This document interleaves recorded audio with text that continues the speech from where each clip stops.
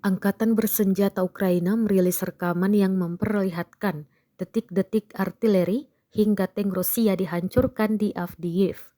Rekamannya ramai beredar di Telegram pada Rabu 18 Januari 2023. Dalam keterangan unggahan disebutkan penghancuran artileri dan tank Rusia oleh ATGM terekam drone Ukraina. Awalnya artileri dihantam rudal dan meledak. Pasukan Rusia di sekitarnya terekam berlari menyelamatkan diri. Beberapa di antaranya dilaporkan terluka. Ledakan selanjutnya terjadi pada tank Rusia. Pasukan Rusia segera memasuki truk dan mengevakuasi rekannya yang terluka. Rekamannya pun menuai berbagai komentar dari warganet.